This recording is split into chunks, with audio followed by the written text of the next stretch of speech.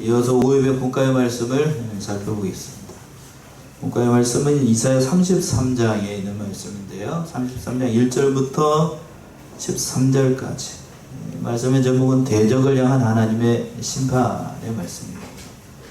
32장에서는 그리스도의 온전하신 통치에 대해서 살펴봤는데, 하나님께서 이제 이 33장에서는 대적들을 심판하실 것이다. 구체적으로 어떻게 심판할 것인지, 아수르에게 임하게 될 그 심판에 대해서 이렇게 말씀한 대목이에요.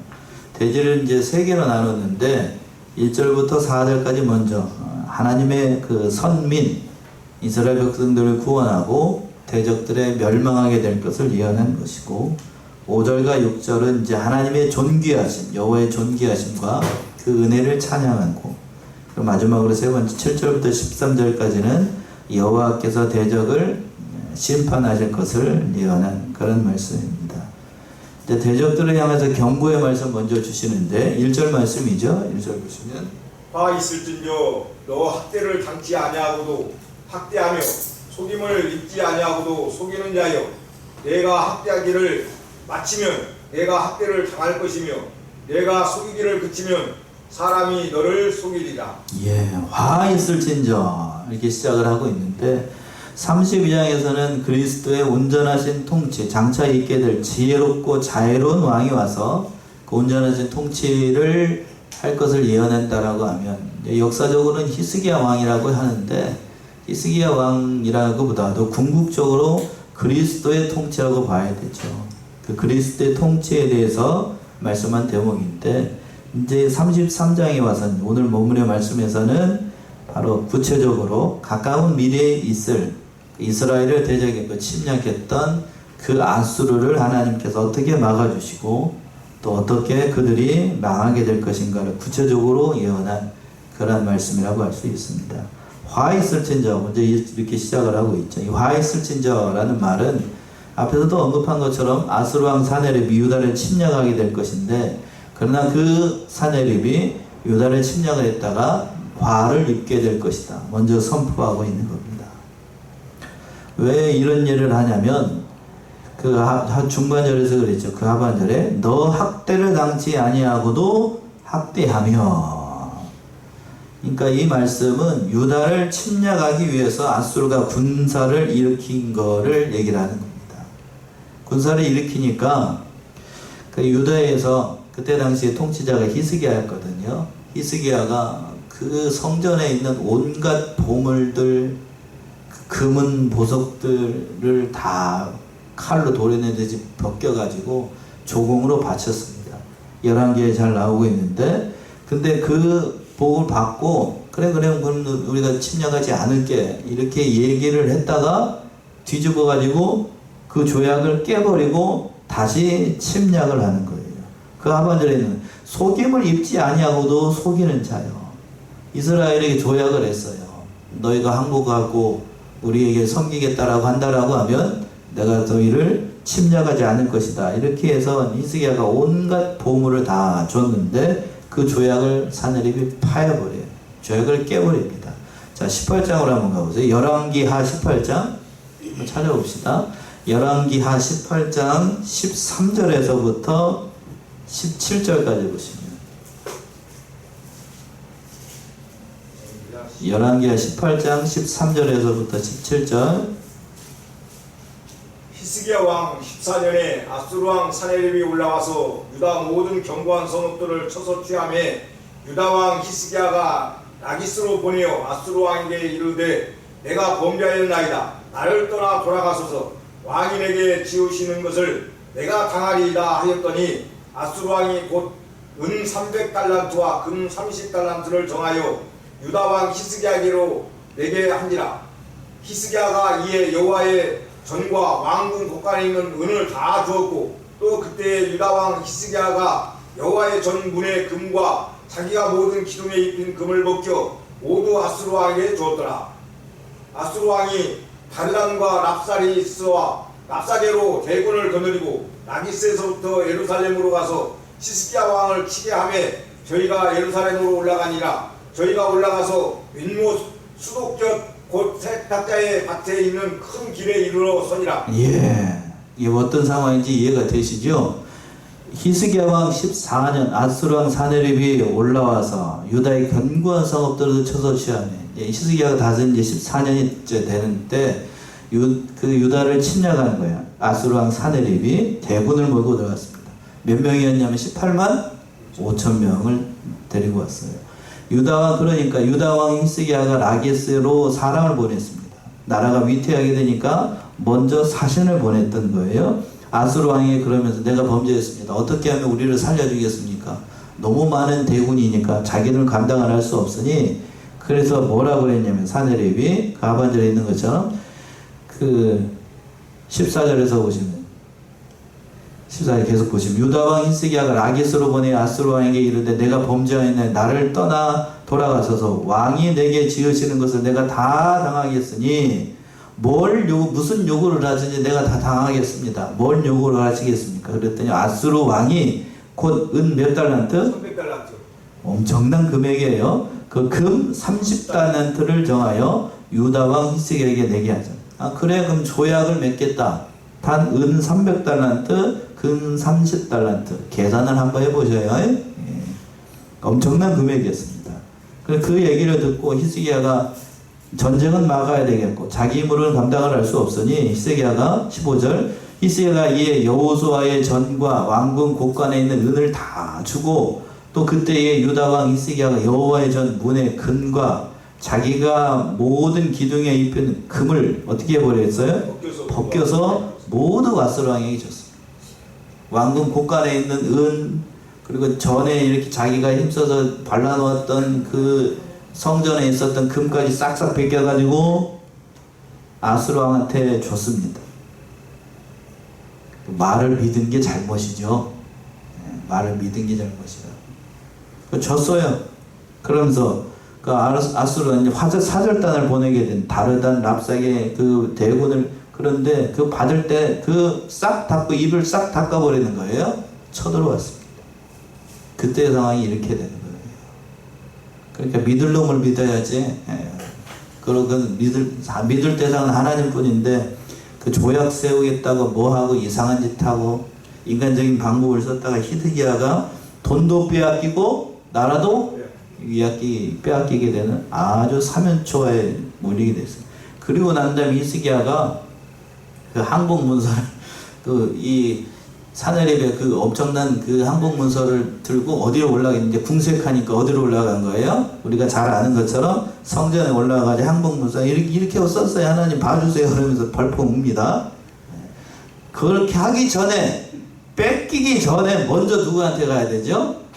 하나님한테 가야 되는데 우리의 인생이 그래요. 히스기야 뭐라고 하지 말고 우리의 인생이 그렇다니까요.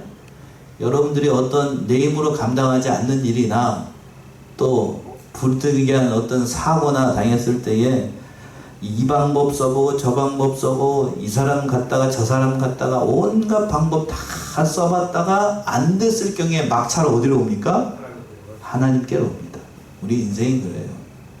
우리 인생이. 그래도 막차라도 어디로 오는 게 다행이죠? 하나님께로 오는 게 그래도 다행인데 그 막차도 안 타고 세상적인 방법 쓰다가 결국 세상에서 망하는 사람들도 대부분이에요. 그래서 세상적인 방법으로 안 되게 되면 저기 서울에 가게 되면 무슨 강이 있죠? 거기서 그냥 거기서 자신의 몸을 던지는 사람들도 많습니다. 그래도 히스기야는 믿음의 사람이라 이렇게 크게 당하고 난 다음에 하나님의 전에 가가지고 이렇게 얘기했습니다. 그 상황이에요. 그 상황. 이사야 선지자가 그때 히스기야 옆에 있었던 대선지자가 누구였었냐면 누구요? 이사야예요. 이사야. 그러게 싹싹 벗겨가지고 가기 주기 전에 누구한테 먼저 물어봐야 되죠. 자기가 시원찮다 싶으면 이사야한테 먼저 물어봐야 되는데 친구이자 동료이자 그런 사람인데 거기한테는 안 물어보고 자기가 인간적인 방법을 쓰다 크게 당하게 됩니다. 그 상황을 이사야가 듣고 이렇게 얘기를 하는 거예요. 네가 학대를 마치면 네가 학대를 당하게 될 것이다. 조약 깨버리고 어기고 이스라엘 백성들, 죄 없는 이스라엘 백성들을 학대하게 되면 네가 학대를 당한 그 학대를 당해야 될 거예요. 그 하반절에서 네가 속의 길을 그치면 사람이 너를 속이게 될 것이다. 죄악을 깨우고 사람을 속였으니 속임을 당한 그대로 너도 사람한테 속게 될 것이라는 거예요. 이 말씀 그대로 이루어지게 되는데, 가깝게는 아수르 대군이 18만 5천 명이 하나님의 사자 한 명을 보내가지고 하룻밤 사이에 뭐가 되어버리고 죽은 채로 다 죽어버려요. 그리고 멀게는 조금 더 얘기한다라고 하면, 이 아수르가 바벨론에 의해서 약 90년 뒤에 나라 자체가 멸망하게 됩니다. 그리고 패전했던 이 사내립은 고국으로 돌아갔다가 자신의 두 아들에 의해서 배반을 당하고 무참하게 살해를 당해요. 섬기러 갔다가 그 우상신 섬기러 갔다가 두 아들이 모반을 일으켜가지고 전쟁에서 패한 이런 그 왕을 죽여야 된다고 그러면서 자신의 아들들에 의해서 비참하게 죽임을 당해요. 그러니까 권력은 뭐도 없는 거예요. 부모 자식도 없어요. 완전히 비참한 겁니다. 아주 무정한 거예요. 무정한 거. 그러니까 너무 정치, 세상 권력 너무 좋아하지 마시고, 돈 좋아하지 마시고, 무정한 거예요. 무정한. 우리나라 조선시대의 역사에서도 그 일이 있었잖아요. 세종의 아버지가 누구죠? 태종 이방원이죠? 이방원. 피해 난 1차, 2차 왕자의 난 해가지고 조선시대로 완전히 피바다로 만들었던 왕이 태종 이방원입니다.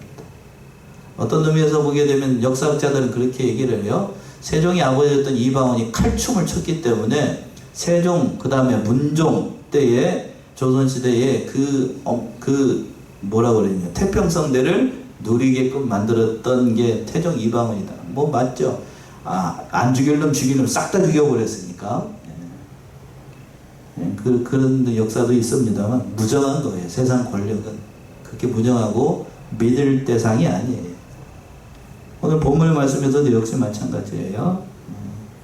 히스기야가 믿을 놈이 따로 있지, 사내립 같은 그 사악한 왕의 말을 믿고 조약을 맺은 게 잘못이고, 또 그 결과 이러한 결과가 일어났으니 뿌린 대로 거두게 하나님께서 역사를 하신 거예요.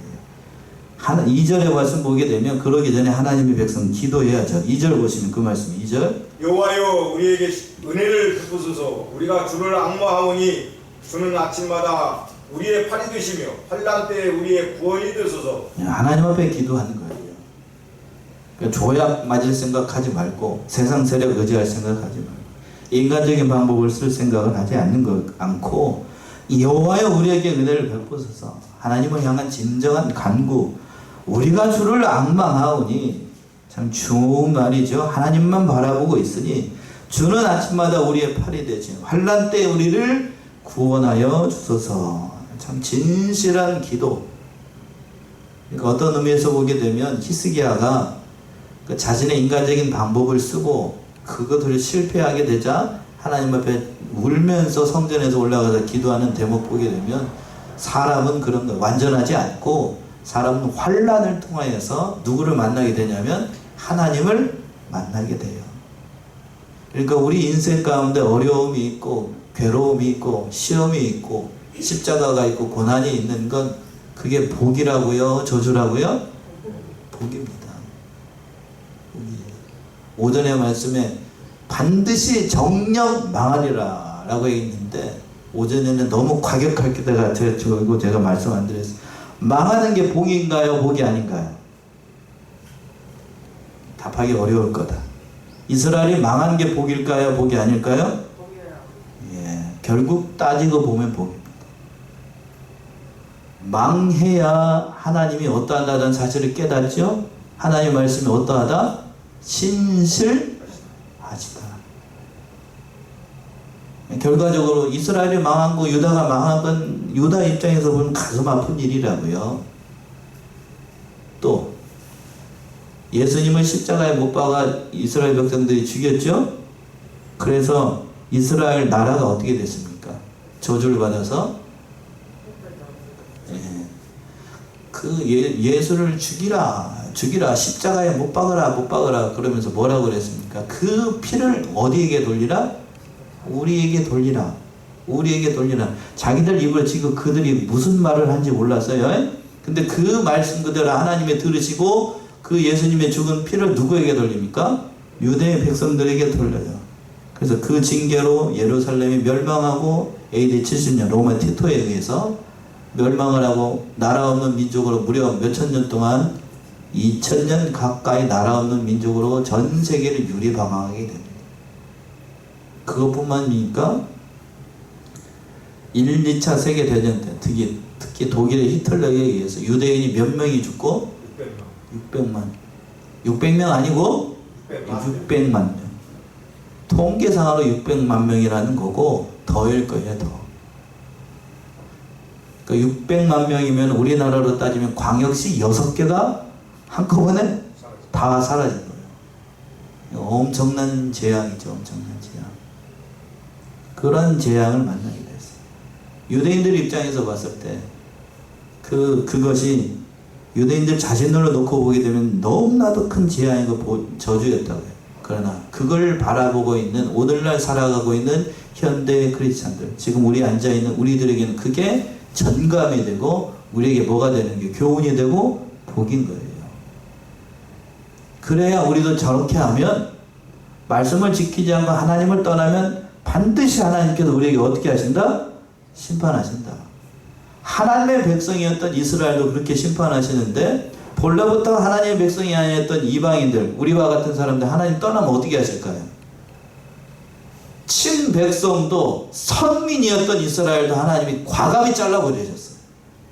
그렇다면 본래부터 하나님의 백성이 아니었던 우리들 하나님 떠나면 어떻게 될까요? 원래 버렸던 사람인데 또 버리는 거. 그거 일도 아니죠. 이거 무섭다고요.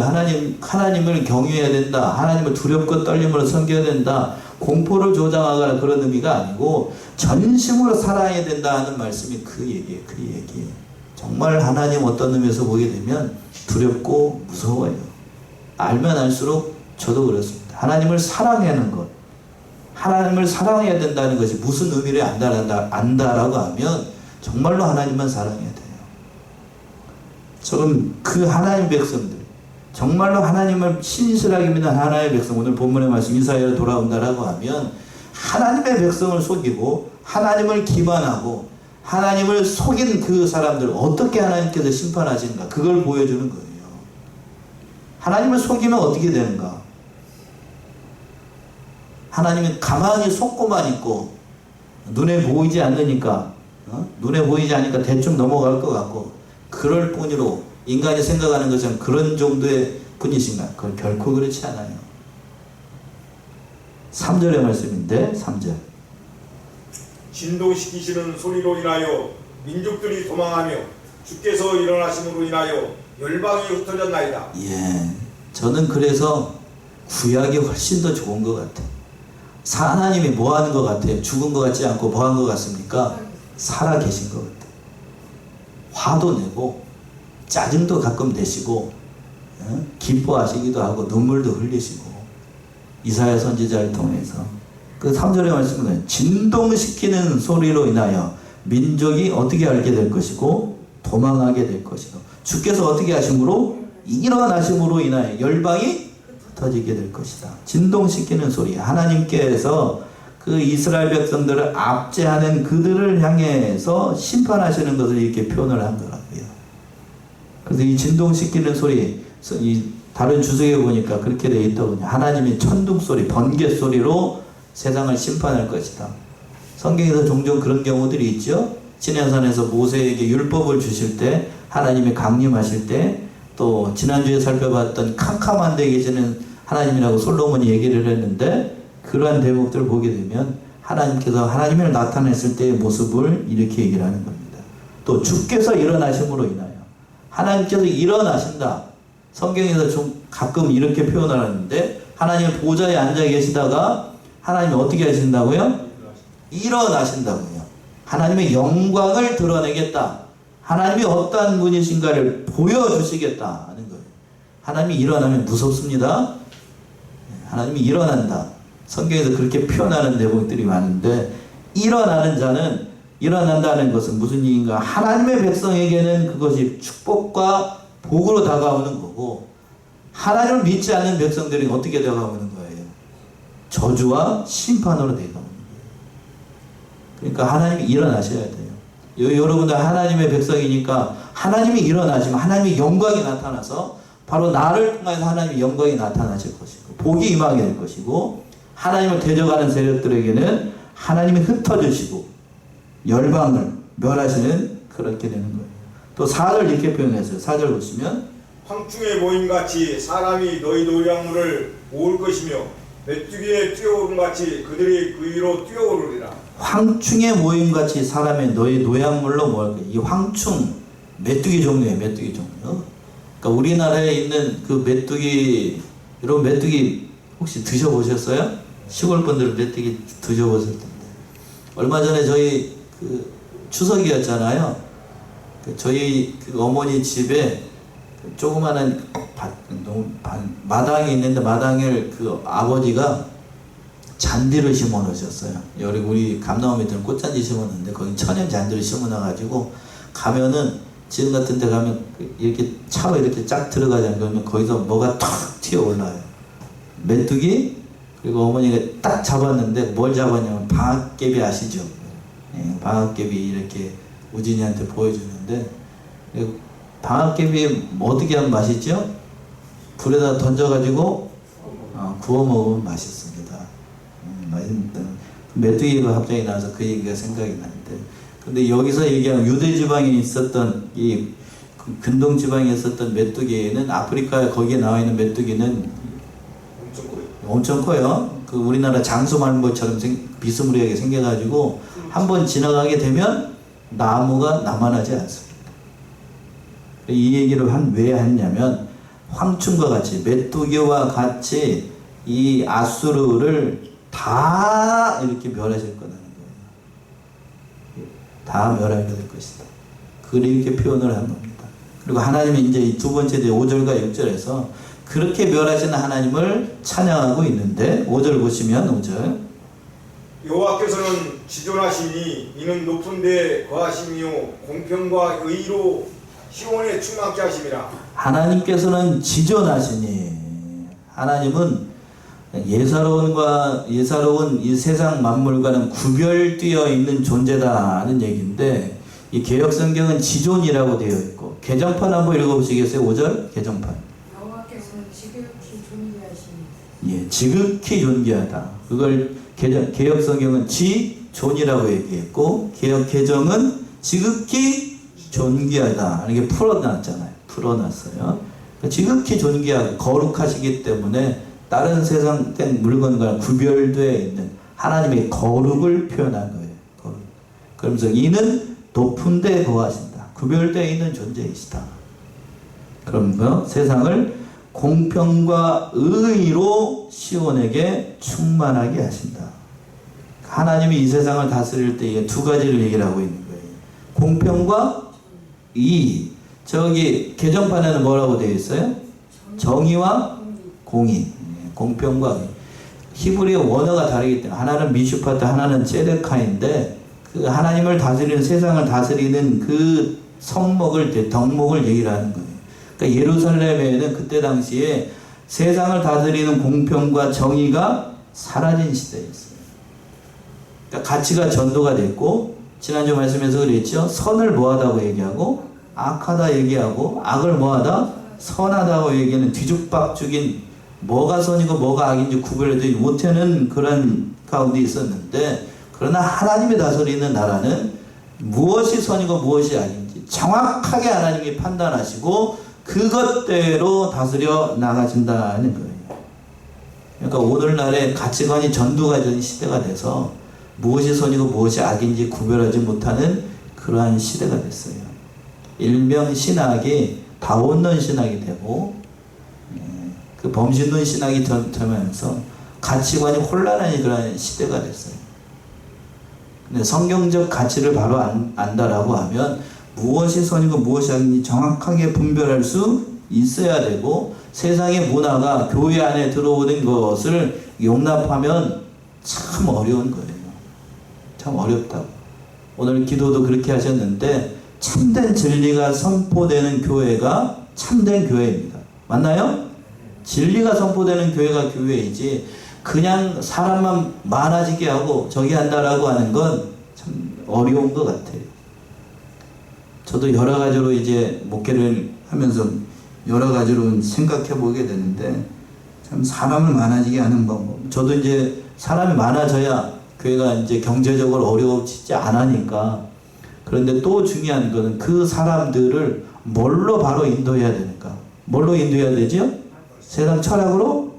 아니죠. 말씀으로, 진리로 인도해야 돼요. 근데 양면이 있는 것 같아요. 사람을 바른 진리로 교육하게 되고 바른 진리의 말씀으로 얘기하려면 사람이 딱딱해지고 덕이 없어지기 참 쉽습니다. 그러나 둘 다를 같이 양립한다라고 하는 건 참 쉽지 않은 것 같아요. 오늘 말씀에서도 하나님의 공평과 의로 세상을 다스린다라고 됐어요. 그 하나님을 경외해야 됩니다. 그 말씀 6절에서 나오지요. 6절 보시면 너의 시대에 평안함이 있으며 구원과 지혜와 지식이 풍성할 것이니 여호와를 경외함이 너의 보배니라. 예, 6절 제가 어제 말씀을 연구하고 또 묵상하면서 가장 은혜를 받았던 대목이 이 대목이에요. 자, 6절 우리 같은 합쳐 갈까요? 6절 시작. 너의 시대에 평안함이 있으며 구원과 지혜와 지식이 풍성할 것이니 여호와를 경외함이 너의 보배니라. 여호와를 경외하는 것이 너의 뭐라고요? 보배라고. 가장 귀한 것은 하나님을 경외하는 거라는 거예요. 하나님을 경외하는 것. 하나님을 경외하지 않고 다른 세상을 경외하는 것, 다른 세상을 구하는 건 그거는 옳은 방법이 아니라고요. 6절 시작을 할 때 그랬죠. 너희 시대에 뭐가 있을 것이다? 평안함이 있을 것이다. 여기서 너라는 것은 시온, 그때 당시에 예루살렘 백성, 오늘날로 궁극적으로는 메시아, 그리스도가 통치하는 하나님의 나라, 좀 더 범위를 좁힌다라고 하면 하나님의 몸된 교회, 그 교회 안에 뭐가 있다? 평안함이 있다. 그리고 또 뭐하고 있다고요? 구원과 지혜와 지식이 풍성할 것이다. 참 귀해요. 아주 범위를 좁힌다라고 하면 우리 교회 안에, 성안교회 안에 뭐가 있고? 구원이 있고, 성안교회 안에 뭐가 있고? 지혜가 있고, 그 교회 안에 지식이 풍성하다라면 얼마나 귀하겠냐고요. 아멘이십니까? 범위를 아주 좁힌다라고 하면 우리 자신이 교회이니까 우리 안에 뭐가 있고? 구원이 있고, 내 안에 누가 있고? 지혜가 있고, 내 안에 뭐가 있고? 지식이 있다라고 하면, 하나님의 구원이 있고 하나님의 지혜가 있고 하나님의 지식이 풍성하다라고 하면 그 인생 복 받은 건가요? 이거 얼마나 큰 복이에요. 얼마나 큰 복. 그러니까 그리스도의 비밀, 예수 그리스도의 비밀을 아는 것이 가장 큰 보화라고 그랬는데 사도 바울 그 얘기를 했죠. 자, 골로새 2장을 한번 가보세요. 골로새 2장 2절에서부터 3절 보시면, 신약성경 골로새서 2장 2절에서부터 3절 다 찾아보세요. 뭐가 보배이고 뭐가 비밀일까? 골로새 2장 2절에서부터 3절. 이는 저희로 마음의 위안을 받고 사랑 안에서 연합하여 원만한 이해의 모든 부요에 이르러 하나님의 비밀인 그리스도를 깨닫게 하려 함이라. 그 안에는 지혜와 지식의 모든 보화가 감추어 있느니라. 아멘이십니까? 다시 한번 보시면, 이는 저희로 마음의 위안을 받고 사랑 안에서 연합하여 원만한 이해의 모든 부요에 이르러 하나님의 비밀은 누구를 깨닫고? 그리스도를 깨닫게 하려 함이라. 그 안에는, 바로 그리스도 안에는 지혜와 지식의 모든 보화가 감춰져 있습니다. 그러니까 이 말씀 그대로 오늘 본문의 말씀 6절에 연결한다라고 하면 바로 예수 그리스도 안에 참된 평안이 있고, 예수 그리스도 안에 뭐가 있고? 구원이 있고, 예수 그리스도 안에 지혜가 있고, 예수 그리스도 안에 지식이 풍성하다는 그 하나님을 경외하는 것이 보배라고요. 아멘이시죠? 예. 바로 이사야 선지자가 그걸 깨닫고 이 얘기를 하고 있는 거예요. 이미 내다보고 있었죠. 이사야 선지자도. 이사야 선지자는 750년 전, 예수님 오시기 전에 750년 전 사람이에요. 750년 후에 있을 누구를 바라보고? 예수 그리스도를 바라보고, 그리고 한참 뒤에 있을 무슨 나라를 바라보고? 하나님의 나라, 이 땅에 임하실 무슨 왕국? 천년왕국을 바라보고 이 얘기를 하고 있는 거예요. 그러니까 이사야가 받은 복이 남다르죠? 예, 얼마나 큰 은혜를 받은 거예요. 멀리 있는 예수 그리스도를 바라보고, 그것보다도 더 멀리 있는 하나님의 나라를 바라보고 그 시대를 살아간 거예요. 비록 말년의 그의 모습, 이 히스기야의 아들이 므낫세인데, 므낫세에 의해서 성경에는 나오지 않고 그 통나무 속에 들어갔다가 산채로 뭐를 켜가지고 톱으로 켜가지고 몸이 두 통각 나와서 죽습니다. 비참하게 죽어요. 그렇게 죽었어도 이사야 선지자는 제가 봤을 때 참 행복한 인생을 살았다. 선지자로서의 올곧게 섬기고 4대 왕을 섬겼으니까 그 왕을 섬기고 그 왕들을 섬기고 시대를 앞서가고 멀리 있는 예수 그리스도 하나님의 나라를 바라보면서 살았다라고 하는 건 그 인생이 참 복받은 인생이에요. 선지자의 삶이라고 하는 건 그런 삶이라고요. 이게 복이 아니다. 그러면 선지자 하면 안 되지. 그렇죠? 목사하면 안 되지. 그게 복이 아니다 라고 하면 성도하면 안 됩니다. 여기 앉아있지 말고 다음 주부터 뭐 하면 돼요? 나가가지고 장사하고 세상 일하면 돼. 여기 앉아 다음 주부터 안 나올라? 무섭다. 그런 의미가 아니고 하나님을 섬기는 것이 가장 큰 복이라고 하는 거예요. 아멘이십니까? 여호와를 경외하는 것이 복이라는 거예요. 자, 본문도 알아서 7절 보시면, 보라, 그들의 용사가 밖에서 부르짖으며 평화의 사신들이 슬피 곡하며. 예, 여호와께서 적국을 심판하실 것이라는 말씀 속에서 이 말씀을 하고 있는데, 보라, 그들의 용사가 밖에서 부르짖으며 평화의 사신들이 슬피 곡하며. 이게 무슨 말인가 하면 앞에 1절하고도 연결이 되어 있는 말씀. 1절, 이 용사라고 하는 건 밖에서 부르짖는다는 얘기는 그 하나님께서 그 히스기야가 쳐들어왔을 때에 그 용사를 보냈어요. 용사라고 하는 건 유다의 백성들을 얘기를 하는데, 유다의 백성들이 아수르의 대군을 바라보면서 용사들이 밖에서 부르짖죠. 왜 부르짖느냐면 그 너무나도 많은 군인들이 예루살렘을 함락시키기 위해서 쳐들어오는 것을 보고, 그 모습을 보고 이사야 당시 히스기야가 앞에서 그랬죠? 사신을 보냈어요. 사신을 보냈는데 그 평화의 사신으로 그 모든 사람들을 다 보내가지고, 이 대표적인 사신들을 보내가지고 뭐를 베껴가지고, 심지어 성전에서 뭐까지 베껴가지고, 금까지 베껴가지고 사신을 보냈어요. 그런데 그 받을 때는 사내립이 그 조약을 맺어가지고 쳐들어 않을 것처럼 얘기를 했다가 돌연 마음을 바꿔가지고 쳐들어갔어요. 그러니까 그 조약이 깨지고 난 다음에 그 사신들이 뭐 한 거예요? 곡한 거예요. 그 말씀이 성경에도 나옵니다. 한탄한다고요. 사람 의지하고 인간적인 방법 썼다가 슬픔하고 괴로운 인생을 살게 될 것이라는 건데, 8절에서 보시면 그때의 상황을 또 얘기를 하나요? 8절, 대로가 황폐하여 행인이 끊기며 대적이 조약을 파하고 성읍들을 멸시하며 사람을 생각지 아니하며. 대로가 황폐하여 행인이 끝이며, 전쟁이 일어나니까 끝이는 거고, 그 이제 8절 중반절에서 나오죠. 대적이 뭐를 깨했다고요? 조약을 깨버렸어요.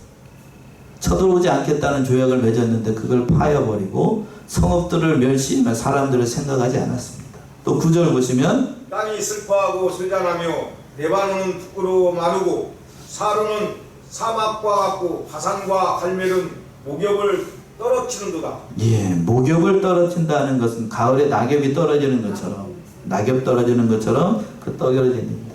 황무하게 될 것, 황폐하게 될 것을 말씀을 하는 겁니다.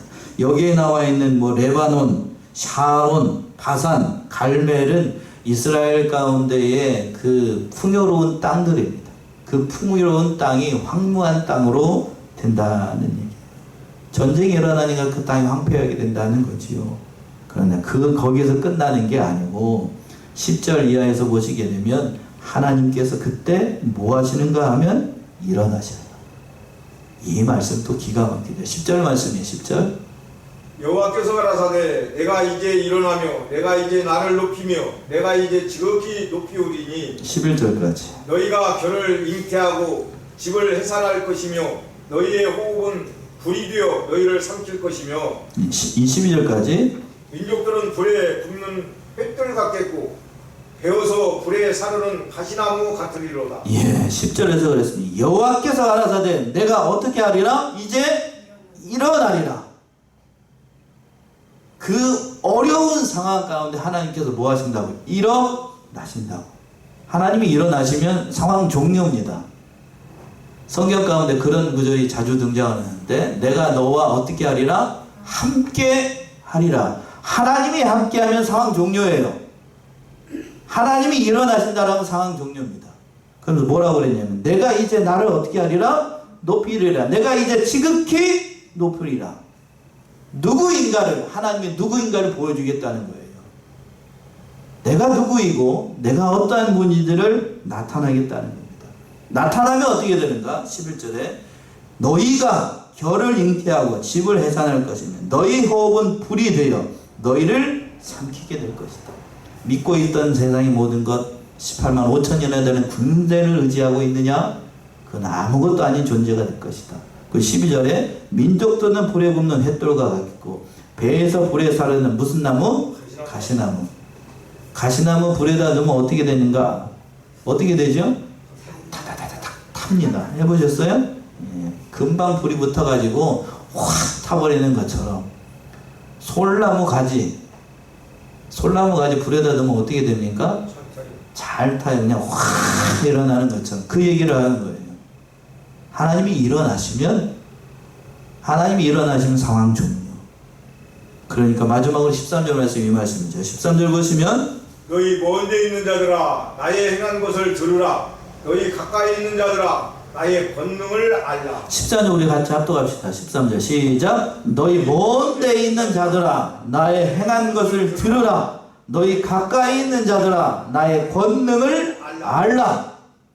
이 말씀이 중요해요. 두 가지를 대조를 하는 건데 너희 먼 데 있는 자들, 문자 그대로 멀리 떨어져 있는 유다에서 멀리 떨어진 먼 나라 사람들, 지금 하나님의 백성과는 상관이 없는 사람들, 하나님의 은혜와는 상관이 없는 아수르 군대들은 나의 행한 것을 들으라.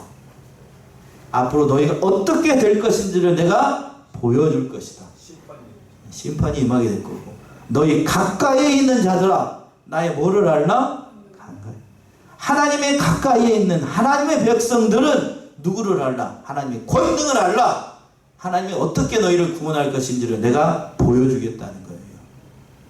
그걸 알라는 얘기입니다. 그 얘기를. 지금 이사야 선지자가 지금 내다보고 있어요. 아수르가 어떻게 멸망할 것인지 이미 내다보고 있는 거예요. 이 말씀 속에서 하나님이 어떠한 분인가를 바로 깨닫고 하나님의 구원을 바라보면서 믿음으로 승리하는 저와 여러분들이 다 되시기 바랍니다. 기도하겠습니다.